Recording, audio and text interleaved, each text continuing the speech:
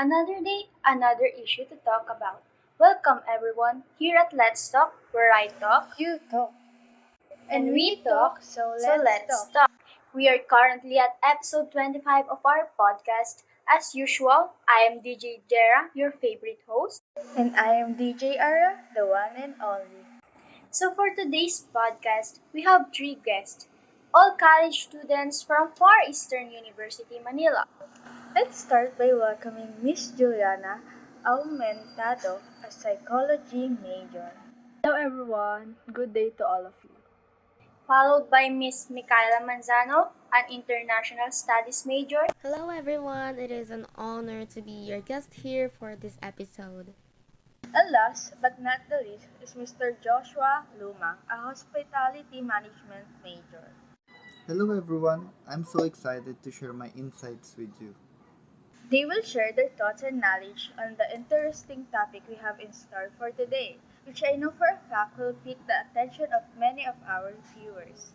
So our topic for today is about the propaganda movement and to give our audiences an idea about what a propaganda movement is all about. Let us hear the summary from Ira. Thanks, Jerah. According to Norman Season from 2015, the propaganda movement was a reform and national consciousness movement founded by a Filipino expertise in Europe. Established in 1872, it aimed to advocate for reforms in Spain's colony, the Philippines, through peaceful and intellectual means. Notable members included Marcelo del Peral, Jose Rizal, and others. One of their key platform was La Solidaridad, a bi-weekly magazine launched in 1899 that became the mouthpiece of their advocacy. The pen was their weapon. Writing became their tool to push for change. However, despite their loyalty to Spain, the movement was met with resistance, suppression, and eventually persecution by Spanish authorities. In short, the propaganda movement sought to reform colonial rule through education, literature, and peaceful advocacy. So, our beloved guest, what are your thoughts about this issue?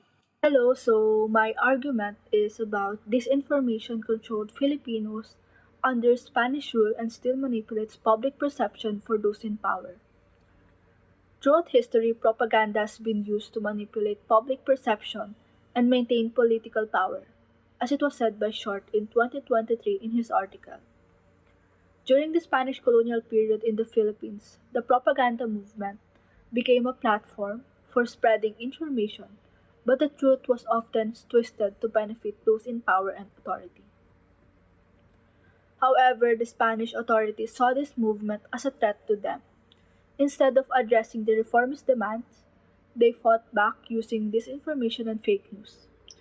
They spread lies to damage the reputation of Filipino reformists, calling them traitors, rebels, or troublemakers who wanted to destroy peace and order. The Spanish government also controlled newspapers and other forms of media, publishing articles that twisted the truth to make their rule seem fair and just. As I read the article by Castillo and others, I suddenly remembered the movie I watched before, which was Gomburza. If you're not familiar with the Gomburza, it was one of the events that happened during the Spanish colonial period that showed how fake news and disinformation were used to control and manipulate Filipinos. The execution of the three Filipino priests named Mariano Gomez, Jose Burgos, and Jacinto Zamora was not just an act of punishment, but it is a result of false accusations that were spread by the Spanish government. These priests were known for advocating and fighting for equal treatment of Filipino Turkey, as Spanish friars were the ones who controlled most of the churches at that time. However, after the 1872 Cavite Mutiny, where Filipino soldiers and workers rebelled against the unfair treatment of the Spaniards, the Spanish government falsely accused Gomburza of leading the rebellion, even though there was no strong evidence linking the priests to the mutiny. Spanish authorities spread the false claim that they were plotting to overthrow the Spanish rule. This was a strategy to silence Filipinos who demanded reforms and to set an example of what would happen to those who opposed Spanish rule. This event is a clear example of how fake news wa- was used as a tool to control people. The Spanish government spread false information to justify killing innocent people, using fear and deception to maintain their power. To our audience and viewers, do you think history is repeating itself when it comes to disinformation? In what way? For me, history is definitely repeating itself. Disinformation is still being used to control people and shape what they believe in. The difference now is that with social media, fake news spreads even faster. It makes you wonder, how often do we stop and question what we see? Are we really thinking critically or just believing what's most convenient?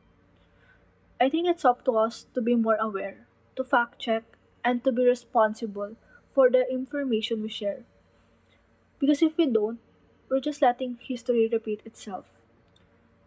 I've noticed based on the happenings in today's society that disinformation and fake news have not disappeared, but it has simply evolved and worsened.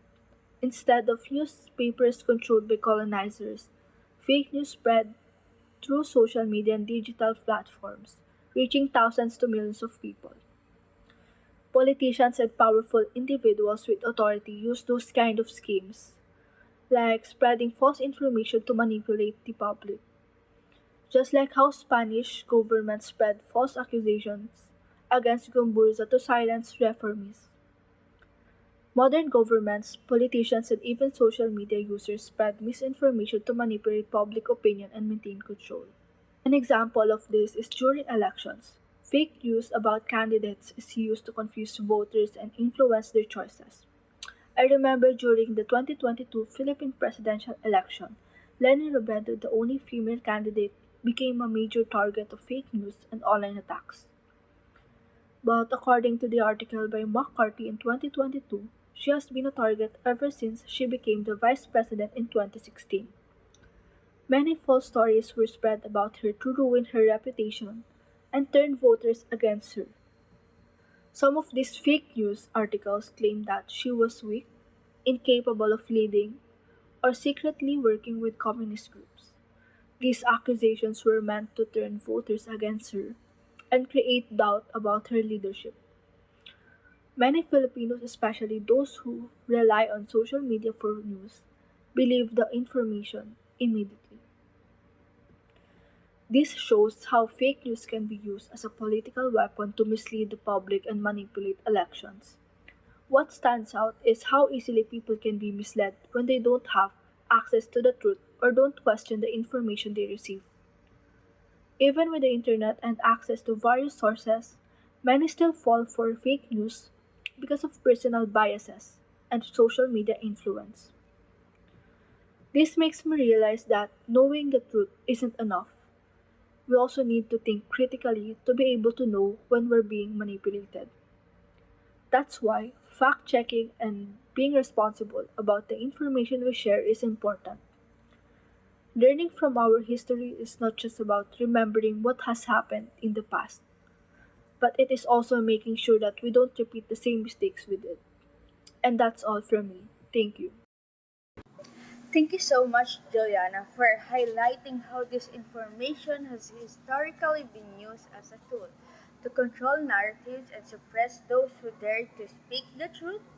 What stood out to me is how you emphasize that even today, the same tactics of twisting facts and spreading fake news are used to manipulate public perception, especially during a crucial moments like elections. It made me realize that this information doesn't only confuse the public, but it also creates an environment where truth tellers, reformists, and even journalists are often silenced or discredited. Which brings me to another important issue closely tied to what you've shared, the ongoing struggle for press freedom. Because these powerful figures can control the flow of information. How can we, as citizens, discern the truth? To dive deeper into this, let's hear from Mikayla. How do you think disinformation and press suppression continue to shape the public perception today?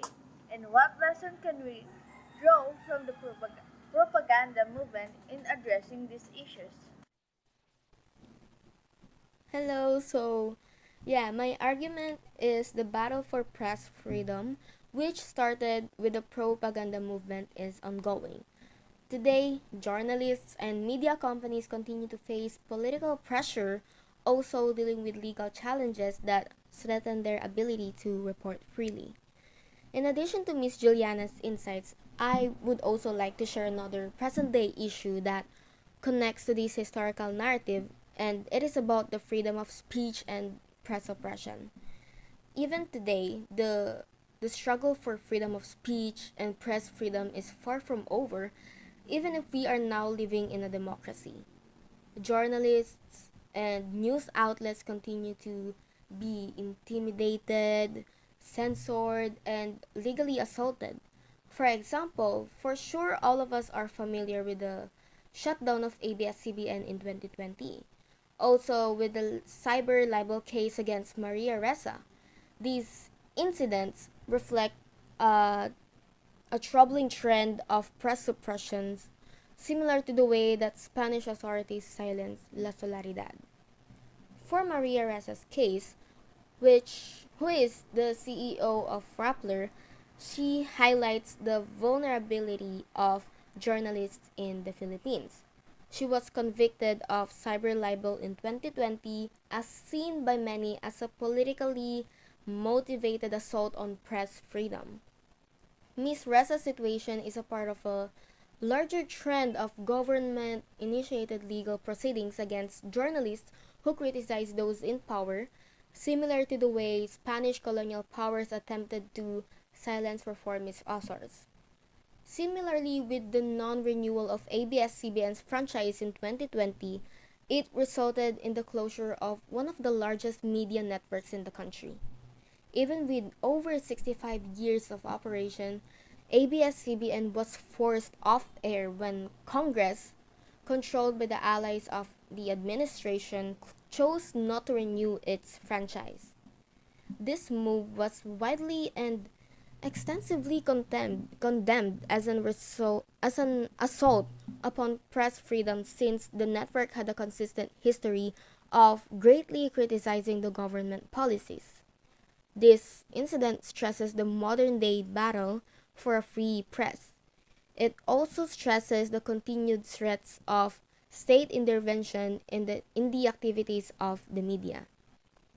Additionally, laws such as the Anti-Terrorism Act have also raised concerns regarding their freedom to express themselves. The activists, journalists, and even ordinary citizens can become a target for expressing themselves. But how do you guys and our listeners think these laws and accusations impact individuals who speak out? What what do you think happens when activists and journalists are falsely labeled as threats to national security? This is what we know as red tagging, where individuals or groups are accused as rebels or communists without evidence. So, what happens? This discourages people from speaking out. An example for this is the human rights advocate Zara Alvarez, who was falsely accused as a terrorist and was red tagged. She also experienced receiving endless death threats, but despite her situation, she still bravely did her job as a human rights leader and defender. Sadly, though, in August 2020, she was assassinated by an unknown gunman, and she became the 90th victim of extrajudicial killings and the 13th member of her organization to be killed. Now, if you are wondering these about the reason this present day issue matters into this historical movement, here's the thing. The propaganda movement reminds everyone that freedom in speech rather as well as press are important in keeping those in power in check. These are required to address injustices, like Rizal among his reformist peers use their voices for battling toward change. It is our duty of the day for defending these rights, so the truth is not within silence. Before I end this, I'd like to articulate that as citizens, it is indeed important to remain consistently well informed. As citizens, it is also important to greatly support independent journalists as well as vocally speak up against oppressions, just as the propagandists did over a century earlier, whether in a form of art, literature, or via social media. Thank you for sharing your insights with us, Mikayla. The way you shared your thoughts about the propaganda movement has truly brought all of us in awe. I absolutely agree with your sentiments, and as a host, listening is an inevitable responsibility, but it takes only a few people who have in depth stories to actually make someone feel something. So, thank you for sharing. Moreover, I would also like to add up my coin of thoughts according to the article that I have read from Amnesty International. It states there that freedom of speech encompasses all viewpoints, even those that are extremely objectionable. Even while free speech is protected by international law, there are some situations in which it can be lawfully restricted, such as when it infringes upon the right of others, promotes hatred, or incites violence or discrimination. This topic is really an eye opener, isn't it? Maybe it caught the eyes of and minds of our viewers. If so, share your thoughts and ideas about the freedom of speech in the Philippines in the comment section. So, to give us more insights about the propaganda movement, may we call on Mr. Joshua Lumang. Hello guys. So my argument is just as the propaganda movement used print media to rally for reform, social media today empowers youth activism by amplifying voices and driving social change. So let's go back into history. The propaganda movement is a nationalist campaign that was made by a Filipino reformist during the latter part of the 19th century. So they fought for political and social reforms from Spanish rule using the most effective weapon they could use, which is the print media. So back in the late 19th century, their print media is their newspapers such as La Solidaridad and the literary works like No Limitangere and El Filibusterismo opened the eyes of many regarding their injustices in society and called for equal rights, freedom in the press, and reforms in education. Jose Rizal and Marcelo H. del Pilar and Graciano Lopez Juana used their writings to bring the system down journalist equivalents in using social media to amplify the voices of young activists today. Thinking about it, back then reformers had newspaper and books, but now in our generation, we have Facebook, Twitter, TikTok, millions of digital platforms while the way we communicate has changed, but the object remains the same to inform, inspire, and mobilize. To give you, to give you an example, according to Coslow and Saliba, Facebook, Twitter, and other digital platforms used to be a type of activism, accompanied by the hashtag like Black Lives Matter or the Never Again, just to let the people know what the issues are and encourage them to act. I read an article recently regarding youth activism, and one of its essential points was that the digital platforms have really amplified activism. And so the youths are today are more able than ever to pour forth their ideas, create good arguments, and even rally support for what they consider worthy causes. Social media is a very powerful forum for advocacy. It's not anymore trending topic, but it's about changing society. Okay, continuous development of technology. People are becoming more aware of the issues we face. Digital activism is a form of activism. Okay, that utilize the internet to express their feelings, and they can provide an extensive knowledge in the topic. So, what do you guys think? Or viewers, do you think that the digital activism is a form of activism? Okay, okay now. Upon reading the article, there is a word that caught my attention, and that is the political marginalization.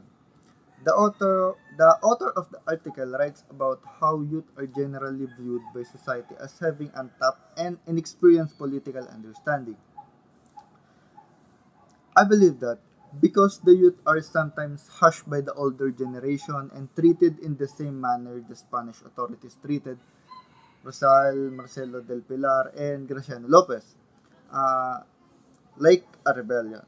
Despite having truly thought out arguments and peacefully requests, this is precisely what many youth activists nowadays are forced to go.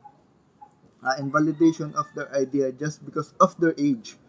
So another interesting point raised in the article was the youth activism raises awareness and activity.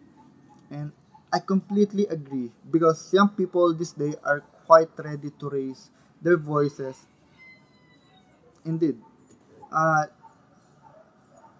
they can feel the weight of their actions and the potential impact of their actions. So according to Bongon, once you join a campaign, you'll be surprised by different issues happening outside the university. Most young activists initially engage in issue at their campuses, but later that they join even bigger national and international movement. So overall, activism, whether in the 19th century or today, is all about the best use of available tools to demand change. For Rizal and the propaganda movement, that was newspaper and books. For us and our generation, it's the social media. The fight continues for justice and equality, but now it has been made faster and easier for young activists to do that through digital platforms. So that's all. Thank you guys. Thank you so much for that insightful discussion, Joshua. It's really inspiring how the voices of the youth, both during the propaganda movement and even today, continue to drive meaningful change. I especially like how you drew that strong connection between the reformist use of print media back then and how our generation now uses social media to advocate, raise awareness, and fight for the justice. It goes to show that while the platforms may have changed, the passion and drive for the truth remain constant.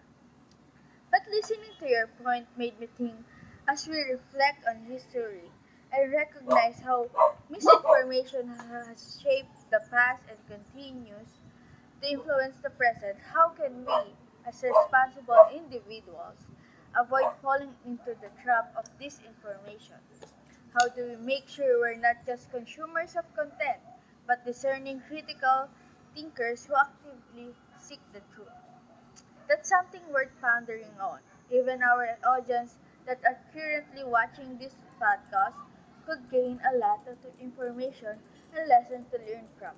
Now, to tie everything together and leave you all with some key takeaways, I'll turn it over for our final thoughts. Wow, what an insightful discussion we had today! From disinformation and fake news, freedom of speech and press oppression, to social media activism.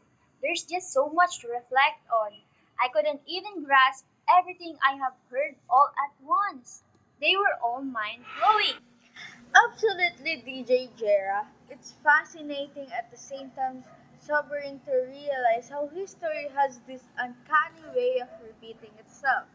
The challenges faced by the Filipino reformers during the propaganda movement, things like misinformation being weaponized, people's voice being silenced, and media outlets being controlled, are still happening today though maybe through different platforms and methods. It really shows us that while the times move forward, the fight for the truth and freedom is a continuous one. I agree, DJ Ira. Juliana reminded us how fake news was used back then to silence people, and how even today, misinformation is still being used to control the public opinion and mislead the public. Exactly. And Mikayla made such an important point. Just because we live in a democracy today doesn't automatically mean everyone's free to speak their mind without consequence.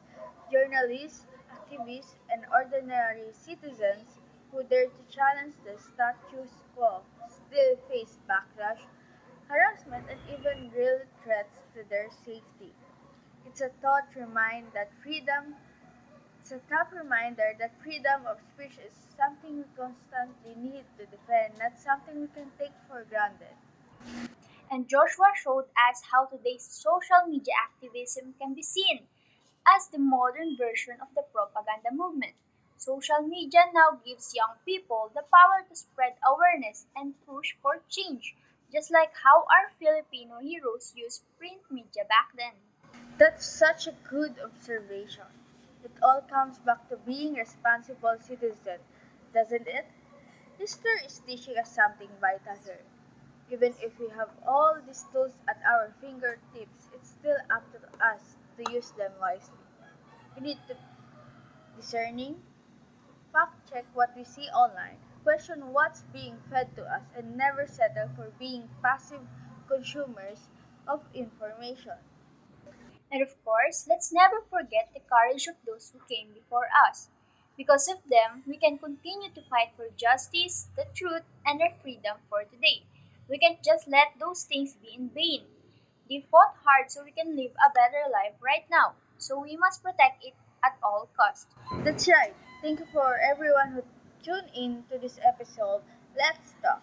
We hope today's discussion sparked something in you and reminded you of the importance of staying critical, being brave, and using your voice for good. Thank you for tuning in to another episode of Let's Talk. Until next time, Bye! bye!